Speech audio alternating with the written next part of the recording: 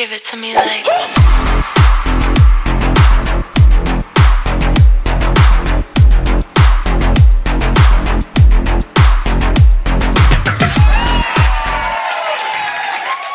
Hello and welcome to Drag and Singers Las Vegas with Relentless Entertainment. Today we have a very special guest.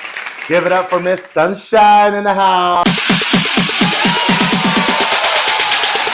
I love you.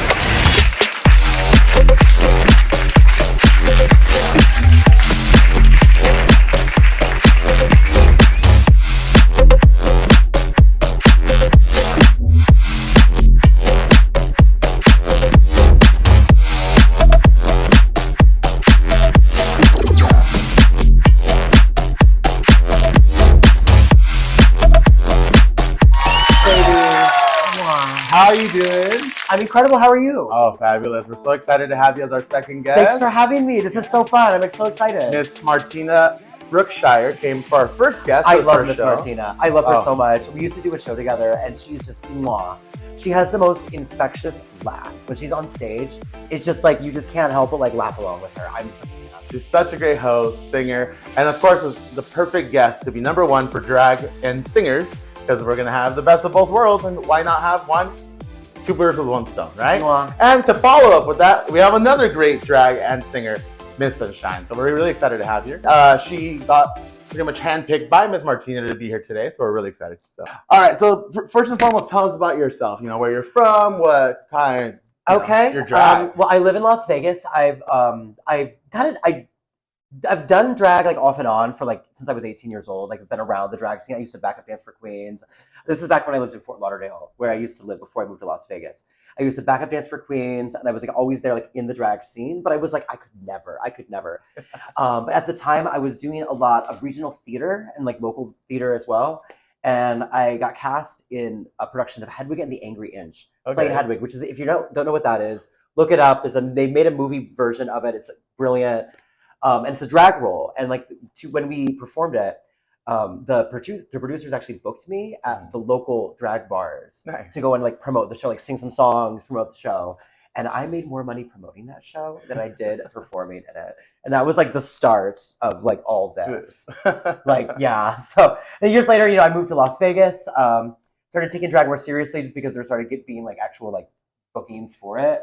Like, mwah, I love it. It's a great time to be doing drag in Las Vegas. I'll tell you right now, the scene is popping. It's everywhere. It's become so mainstream, thanks to obviously shows like RuPaul's Drag Race, Queens of the Universe, who are everywhere. And now we're here international on level. HBO and everything. Like, it's like, we're here. That's amazing. There's how many international versions of Drag Race are there now? It's like dozens. Like it's in every country. I think in 1 year there was like 15 seasons going on at once. I can't keep track anymore. Like I really do try.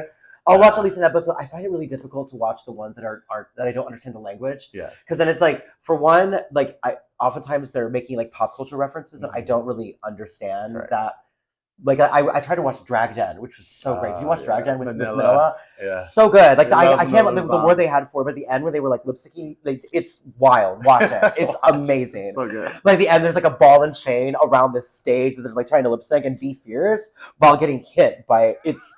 But like as much as I love it and the drag was fantastic, I'm trying to keep up with like the subtitles with it, and then a lot of the references are like stuff and culture that I just don't know. Like I don't know what they're talking about, and so a lot of the humor goes over my head. And I know for a fact, it's like in hard respective countries, they've become superstars like they deserve to be. And I'm so excited to see even more of your faces up on those shows and continuing that fame and stardom. But I actually have this theory about drag on TV. I think that drag is going a direction that's very similar to professional wrestling. In that, like, like in the 90s, it was this huge thing that teenage boys loved. Yes.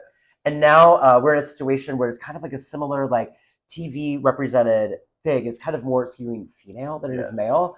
But this is going to be around for a long time. Sure. It's never going to go away. It may or may not have the cachet forever that it has right now, but you're going to be seeing drag on TV for the rest of your life. There'll be some version of it and some cult following going crazy. People love it so much, even if like Drag Race were to go away for some reason, enough people are aware of it now that somebody's going to get on that cash cow. Absolutely. Like somebody. Like it's going to be around. Like we love it. It's in the news every day.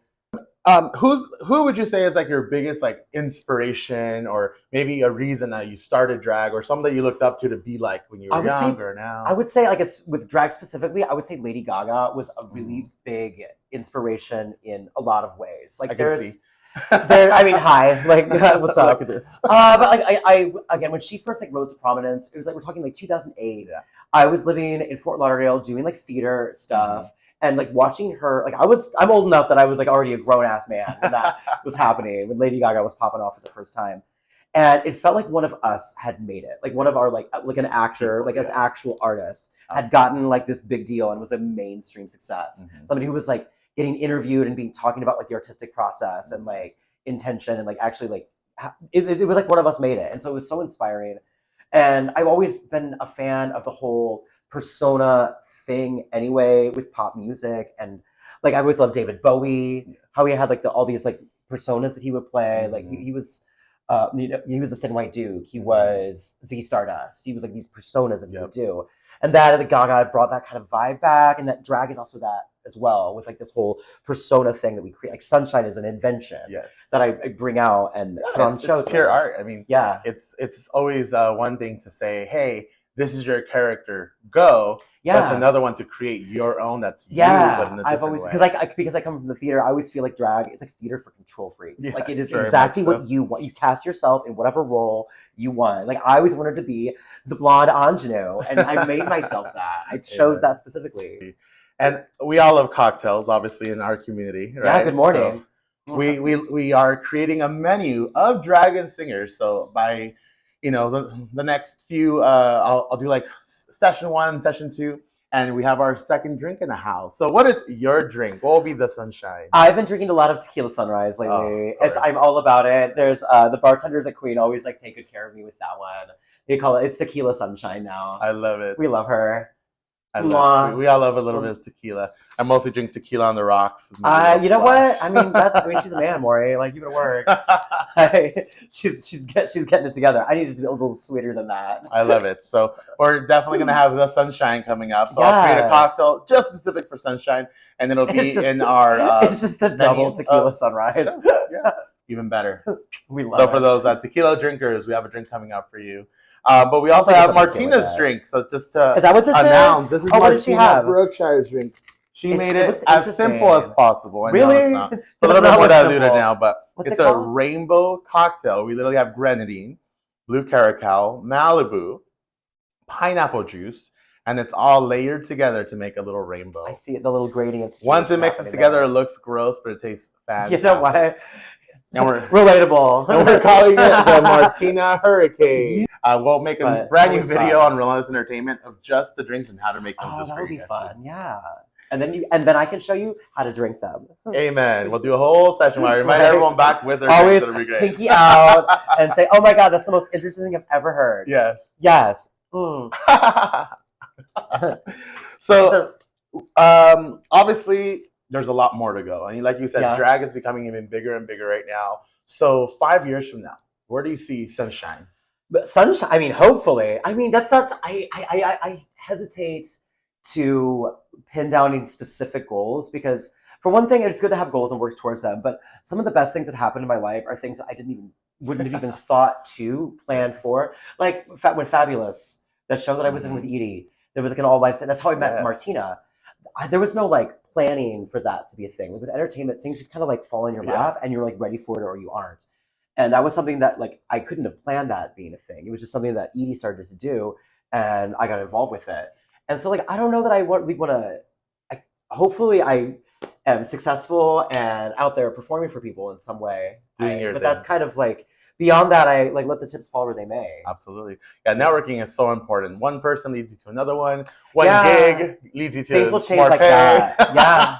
And it can go the other way as well. Absolutely. Like you bomb one gig the wrong time, honey. I've seen Tipsy you perform at the wrong place. You get booked from acts from the other one, but then you get people. I mean, I think I've done a decent job of avoiding that specific situation. But it can be a minefield. There's so much out there. You have to like watch who you book with and when, and like manage all these interpersonal relationships with people. It's so needlessly complicated. And you do have, in certain cases, you have to know how to promote, who not to promote, and so on. But I've been very fortunate to work with such a wide array of talent here in Las Vegas. Yeah, you've worked in like pretty much all the Everything. places. I Yeah. like the places that have like queer stuff. Yes, you know? and then sometimes like, I'll just take a venue you're and always just there. turn it gay for a day. I do love that when anyone does that. Like I Yes. love weird gigs in general. Uh-huh. Like a place that doesn't normally have drag, just do Yeah, drag Those there. are my favorite. I love it. Like because oftentimes you'll get people who've never seen drag at all, don't even Yes. understand what it is. Like you don't even know who RuPaul is, Mhm. and they're just like flabbergasted. Yeah. And they like love, and especially the people who like discover it for the first time and love it because you can Absolutely. just see the change in some people's faces. Like oh my god, like you know how it is. Remember the first time you saw a drag show? Oh my God. How like mind bending that was. Raven, Like, what is Mayhem, happening? Morgan Was at it- VIP was that your- Riverside. were those- It was were my those your first queens? show? Yes. Oh my god, I remember my first queen. My first queen was in Florida. I was 18 years old. It was the Coliseum was like the big nightclub at the time, and they had an 18 and up night on Fridays. And I will never forget it. Daisy Dead Petals, the first drag queen I ever saw in my life, and it was just like what? Yes. Like doing this comedy number where she was like doing like powdered sugar fake lines of coke on stage. Like it was ridiculous. I was like, I what love is that. happening? Like it was so funny, I love and that. I'm look here I am. Here we are. I left an impression, Daisy. Thanks, bitch. I won't talk about that. It was powdered She's sugar. it was. Never used flour for that. Always used powdered sugar. Always. But there's so much great talent here in Las Vegas. And of course, one of the niche things that we're doing here with Dragon Singers is I'm allowing the current guests to pick two options of who they want to see next on my show. So, hot seat. Who are two drag personas or singers? It could be either I one. would say That you think should be the next guest. okay. I would say definitely Miss Venus Soleil Oh my is. I'm a huge fan of her. She and I we just created this new event over at Queen Las Vegas where we kind of like it's just something to celebrate like local drag in Las Vegas on Wednesday nights called Drag Her. I mean Drag Me, sorry, it's new. Drag Me. Come on, Wednesday nights, me and Venus, like I think she would be a great guest. She's working with her, and, like we've known each other for a minute, but this is our first time like working with each other, and she's great. I'm enjoying the process. Like I think that you should definitely interview her. She's got a lot of really good ideas. I love Ms. Venus. I gave her first drag booking here in Las Vegas, so she's Oh my dear to my heart. So it's his fault. Gotcha. Sorry, thank you. Sorry, Venus. Okay, what about a second option? A second option? Who like to see on Dragon Singers? You know, I feel like Miss Fanny Pack is somebody who has become very integral in the drag scene these last few years. I think Especially with the she hosts shows at the Phoenix. She hosts shows at Badlands. She does a lot of stuff with the Imperial Court. She's like very involved in the community in a way that I really respect. A lot of money brought for multiple charities. We did two big Royal Court events back at my old bar, and oh my gosh, her as Glinda in The Wizard of Oz. I remember that. Yeah, she's so fun. Incredible. She's so fun. This what was it? It was before Halloween. I think it was Pride. Whatever. She did the Miss Piggy number. Did you see what she did? Miss Piggy, like a pig nose, and but Hawaiian Miss Piggy, like with the coconut bra and the pig nose. It was so fun. Big blonde hair. That's so amazing. Funny. She was so funny. It was like the mix was great. Like mwah. Shout out to Fanny. She's great. Yes, we love Fanny. And so we got Ms. Venus and Ms. Fanny. One of them will be my next guest here on Dragon Singers coming up very shortly. See you soon, babies. Mwah. Now, final question. Where can we find you? Where can they, find your, I'll tag your social media account so you can follow her on Instagram and stuff like that. But where do you have shows right now? Like, where can we go find you? You can find me, as I said, Wednesday nights I've created an event called Drag Me over at Queen Las Vegas. Wednesday nights, it's a celebration of local drag. Anyone who comes out and serves a drag look will get just cocktails on the house, and you'll get featured on the social media and stuff. We'll give you a good shout out. We have like games and prizes for the queens who come through. It's really exciting. Also, once a month I host a brunch at the Phoenix. It's a Broadway brunch, kind of Broadway sing along vibes.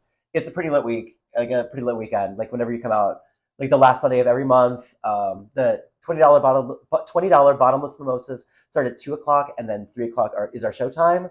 And I host it once a month, and I bring in different guests every month. I've had JC as a guest before. He did, because it's Broadway theme. He did, what did you do? You did Jekyll and Hyde. Did like the full confrontation thing, and something else, some Broadway. It was amazing. It's so fun. It's so fun. I think the next my next set of guests is I have Venus Soleil coming. Nice. I have Miss Nadia is going to be performing with us. Oh, Nadia M. Lewis, we love her, and also Miss Rosie Bloom is going to be Ooh. my cast for the next Broadway brunch at the Phoenix. So make sure you come out Sounds for that. like a blast. Mwah. So follow her on social media, see all the shows going on. Queen Las Vegas, at the Phoenix. Any other residencies or anything else coming up? I'm know, typically up here at Queen on the weekends. You can typically find me there. Perfect. And there's other venues around town that I get booked at. So I do a lot of stuff at the Phoenix. I'm going to be, I don't know when this comes out, but this coming Saturday I'll be at the Phoenix for Diva Less with Kiska. Love it. That's going to be fun. Kiska. I don't know when y'all are going to see this, but maybe it's already passed when you... well, we're so excited Phoenix, to have Sunshine here as our second guest and more coming. So make sure you guys follow us at Dragon Singers LV on Instagram, Facebook, and I'm even getting on Threads and all these other new social medias that are just being made up every single day. And we're so excited to show you some of the photos that we're going to be taking today as well. So thank you guys so much, Las Vegas. Thank you, Sunshine, for being here today. Thank you so much for having me. And so fun. our production crew, which is pretty much Aliem. So make sure you guys check out Dragon Singers Las Vegas and have an amazing night. Cheers. Cheers, baby. Mwah.